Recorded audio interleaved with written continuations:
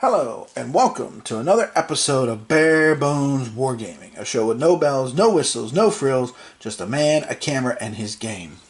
On this episode, we are going to continue taking a look at Cataclysm, a Second World War, and last time I was showing you an action phase. I did the end phase, because there wasn't much to do, without any counters in the cup. There was just not a whole lot of actions to do in the end phase. But again, I mean, everything is outlined very nicely on the player aid cards.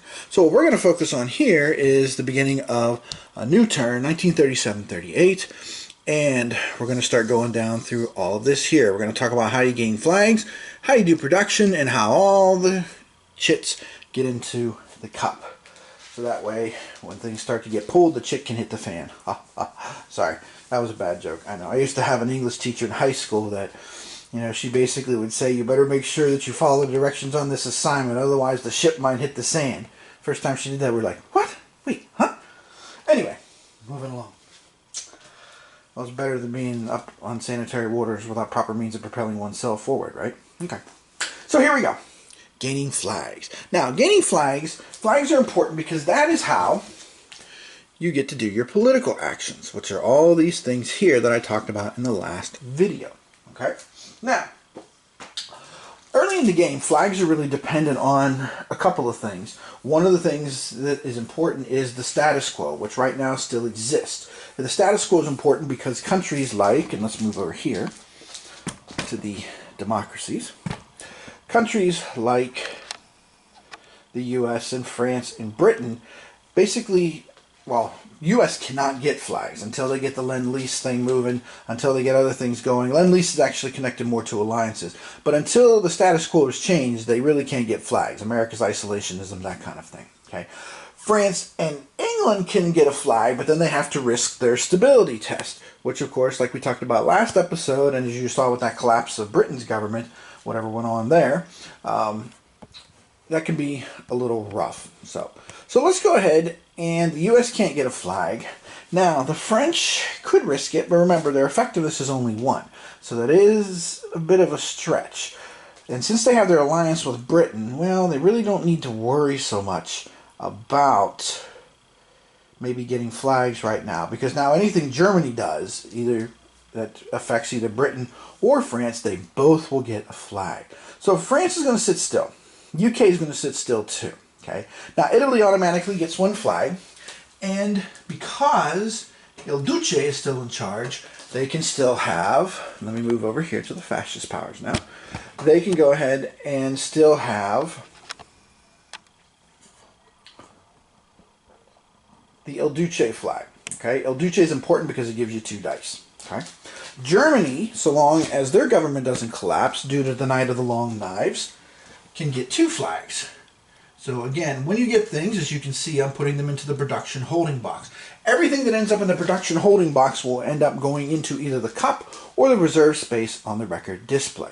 Now, Comrade Stalin, as you recall from last video, changed his posture. He changed his posture to collective security, because basically he's trying to secure his borders in the west, give himself some buffers, while he prepares to confront Japan in the east. Because clearly Japan, with 3 armies built, 2 air forces built, they're coming after the Soviet Union. You know, Washington Naval Treaty don't mean nothing on land. Let's put it that way. Okay. And again, you know, this is just something after my first campaign playthrough, I just decided, hey, let's see what happens if Japan, rather than going after China or going into the Pacific right away, what happens if they just start beating up on the Soviet Union? So I was curious, so I decided to find out. So that's what I'm doing. So the Soviets will get a flag, okay, because unlike some of their other ones, especially their military reforms one, they don't automatically get a flag. So they will get 1. And then last but not least, Japan over here will also get 1 as well, too. So into the production holding box that goes. So far so good, okay? That was the short part of things. Now, let's move on to the next part, which is the actual production phase. Okay, so we'll go ahead and we'll start. I just usually, well, you're supposed to start with in order of effectiveness, and same thing with the flags and stuff. For solo play, I sometimes just kind of go left to right. If it's not like flags, I mean, you either get them or you don't. You know, and granted, I suppose you could argue that, you know, if It does make a difference if the U.S. successfully gets one or France successfully get one, but the flags lead to political actions, so we'll do production in order of efficiency from bottom to top. Okay, so now with production, you're going to see we're going to collect our undamaged resources. As war goes on, strategic bombing, that can happen. We're going to convert them, okay, at a ratio, okay, and then we're going to construct units depending on where we're at here. Okay, and all this, as you can see here, is pretty straightforward. Now, we don't have to worry about letter D, gain war offensives, because nobody is belligerent yet. That, of course, may happen later here in 37-38. We shall see. Okay, and then you can repair things. So let's start with France. So let me come over here to France, because France is going to be pretty simple. Because right now, quite frankly, since France doesn't have anything in their force pool, there's not a whole lot they can do. Now, they could go ahead and take their resources and convert them into aid markers, which then, of course, they could send to China, or they could go ahead and send to any civil wars that might pop up. Let me make sure that the democracies can do that. And again, as you play through the game, especially when you're playing solo, take the time to stop and look over things again. There's no harm in that, And let's just make sure here. Gain flags, resources, can't go to mobilization. Okay, all right.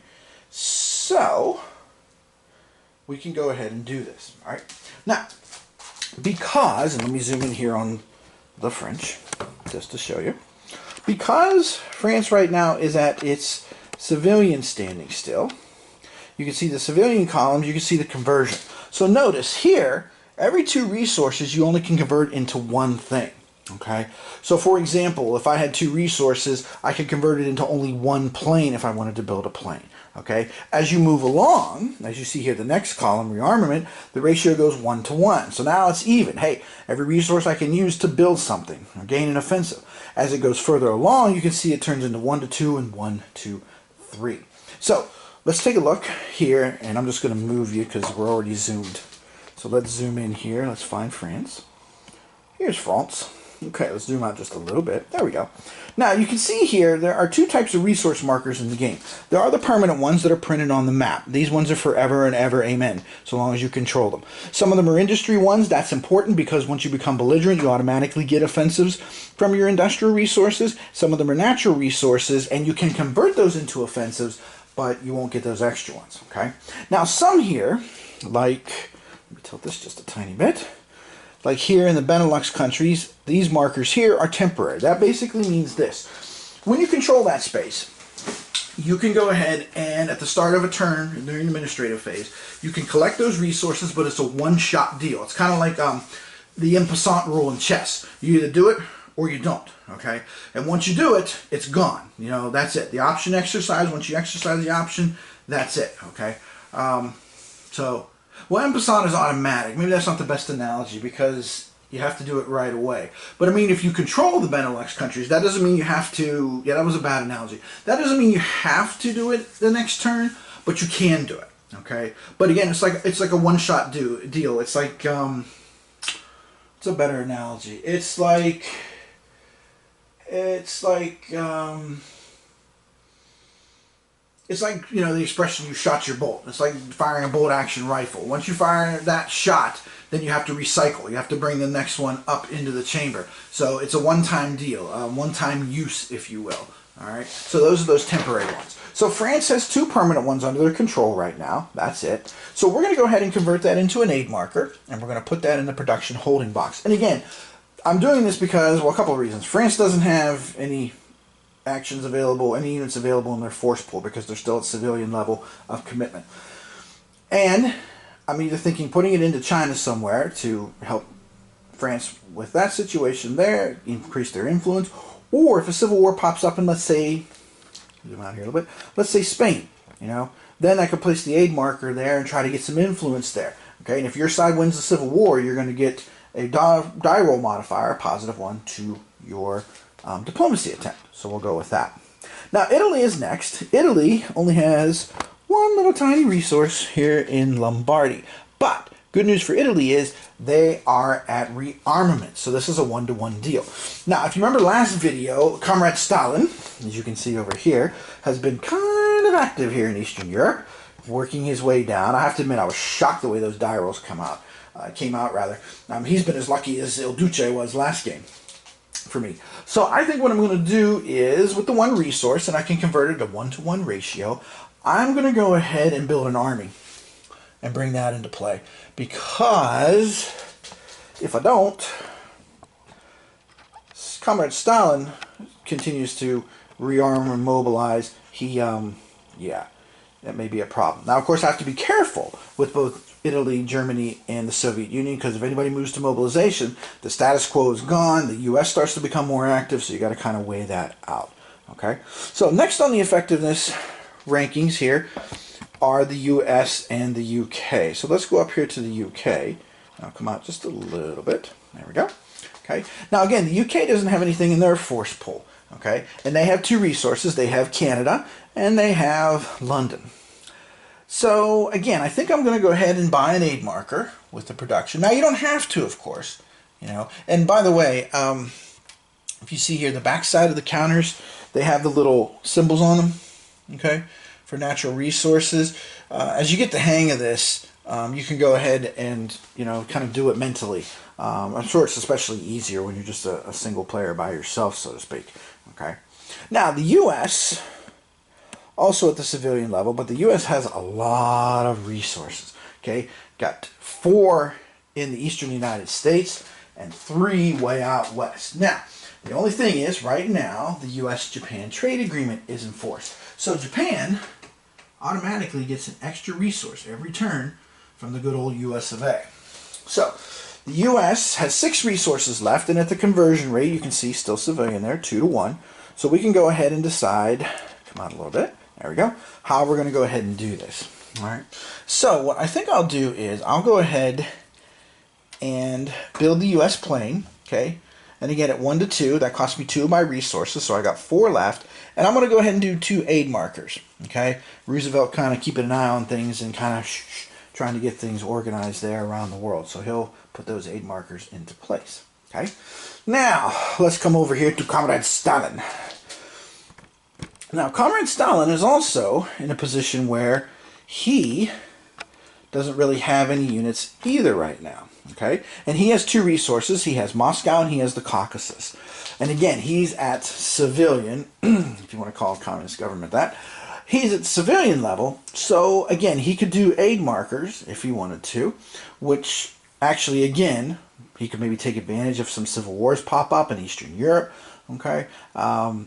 Things of that nature he could do. Or, of course, he could support the communist forces in China. So Comrade Stalin will get 1 offensive marker. I keep calling them aid markers, but basically with your offensive markers, remember, you have a lot of things that you can do with those, okay?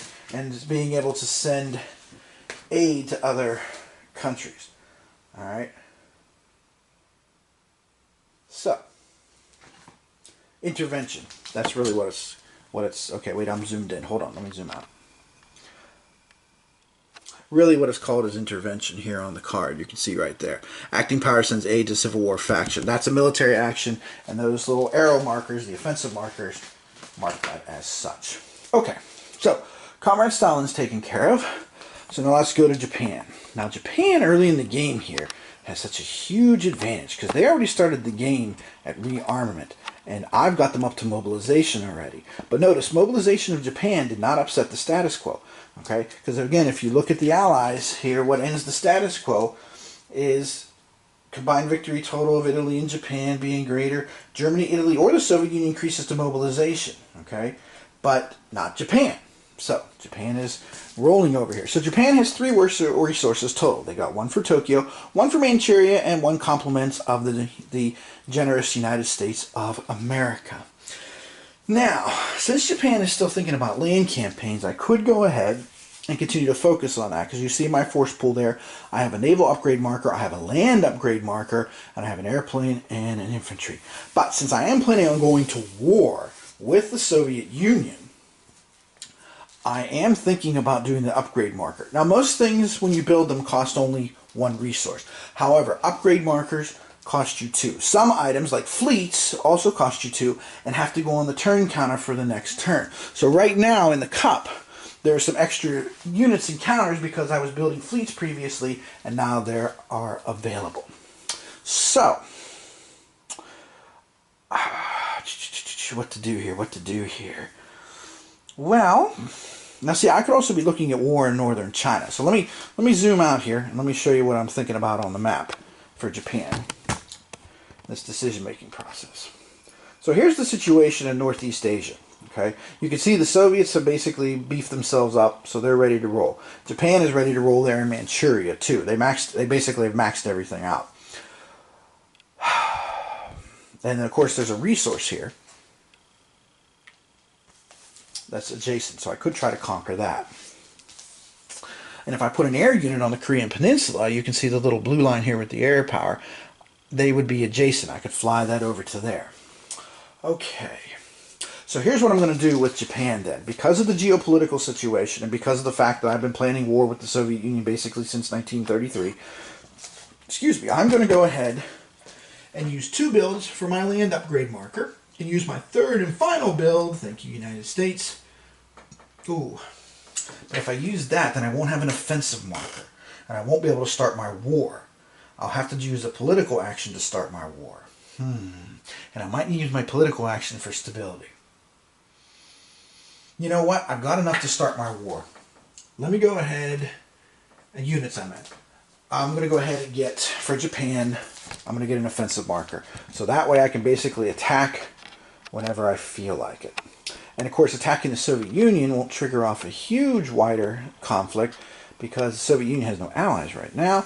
And of course it's not attacking the democracies. We only have one alliance at this point in time. So that's all of that. Okay.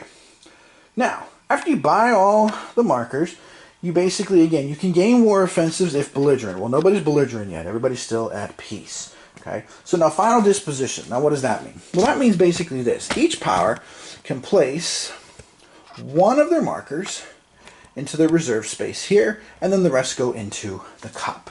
Okay? So, for the United States, I'm going to go ahead and put their Air Force into the reserve, put their offensive markers into the cup. France, I'm going to go ahead and put their offensive marker in the reserve because that's basically all they have. The British too, so they'll have the flexibility to interrupt whenever they feel like it. For Italy, now the army, of course, would let me deploy the army very quickly, and I could deploy it to Albania, so I could even attack Yugoslavia if I wanted to. But you know what? I'm going to put El Duce in because the priority here, I think, for Italy needs to be trying to form an alliance with Japan. That's going to be the real trick here. Okay? Oh, shoot. I forgot to do Germany. I always do this because Germany's at level 3 efficiency. Grr. I am so sorry. See, again, the perils of playing solo. Alright, let's do Germany because, of course, that's very important. Alright, Germany right now is at rearmament. So they're at a 1-to-1 basis. They have 2 resources, but they also control 2 temporary resources right now. They control temporary resources in the Ruhr and Sweden that they can use and convert into permanent, or convert into builds right now. But again, they'll be gone if they use those 2. But I have a lot of stuff in there. So the question now becomes, do I do that or not? Oh, and I just found another mistake I made yesterday on the video. I forgot to add, when I moved Germany to rearmament, I forgot to give them their 4 extra units. Okay, so let's fix that right now. So again, I mean, these are the kind of things that, you know what, I'm making these mistakes. I hope that'll help you to avoid making those mistakes, okay? In the future, that's part of the point of me doing these videos. So what I'm going to do for Germany, just because I like to be ultra aggressive, that's just on land. I'm a land kind of guy. I have to admit, naval warfare and stuff is okay with me, but I'm really a land guy at heart. So what I'm going to do is, since the force pool goes from 8 to 12, Germany gets 4 more units on the increase. I'm going to put 2 more planes into the force pool, 1 land upgrade and 1 infantry. Now I will say, be careful, because one of the things I checked on, I verified this with one of the designers, is once you choose a unit for the force pull, it's there forever. You can't swap it back out. So let's focus on Germany again. And I apologize getting into that reserve stuff. You know, but again, this is part of the perils, I guess, of doing things raw or live, if you will. Okay, so Germany's going to go ahead and collect all those things. So they're going to collect the one for the Ruhr, the one for Sweden, and they have their 2 industry ones.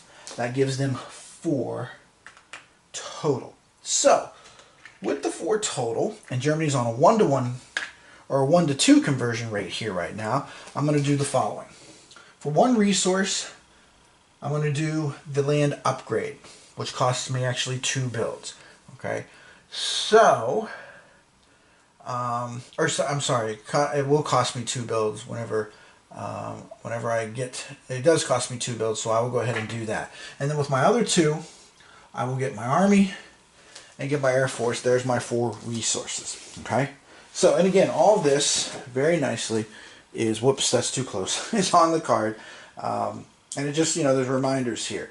You know, fleets and upgrades cost 2 builds. Okay, so again, I had 4. I did the 1 upgrade, I did the 1 infantry, and I did the 1 air force. Okay, so Germany's taken care of. Now, back to our reserve stuff, or as they used to say on the ABC Weekend Special, now, back to our story. Okay, and then we'll wrap this up. Okay, so back to our reserve situation here. Let's zoom in a little bit. There we go. Alright, so now the Soviet Union is going to go ahead and put their flag in reserve. They're going to look for political chances early on. They'll put their offensive marker into the cup. Okay, Japan,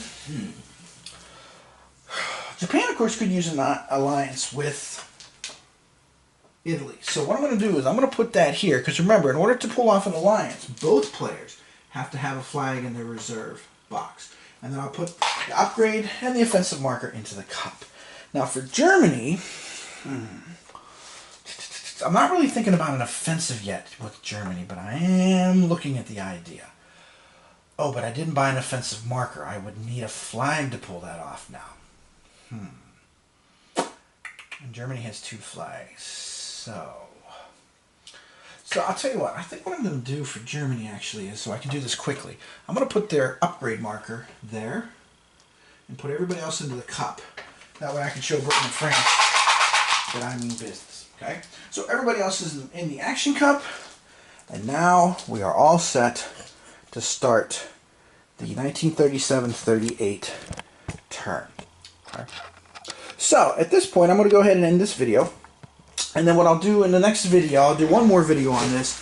I'll go ahead and show you, because at the beginning of a turn, at least for me, interruptions are very, very prevalent. They're very active. It kind of ping-pongs all over the place, and then it exhausts itself.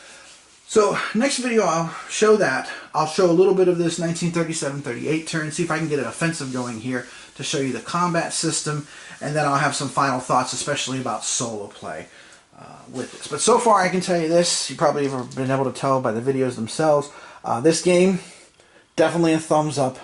I have been enjoying myself with this. This has been a lot of fun and has definitely been worth the wait. So, this is Tim Korchnoi from Bare Bones Wargaming saying thanks for watching, and we'll see you as we begin the 37-38 action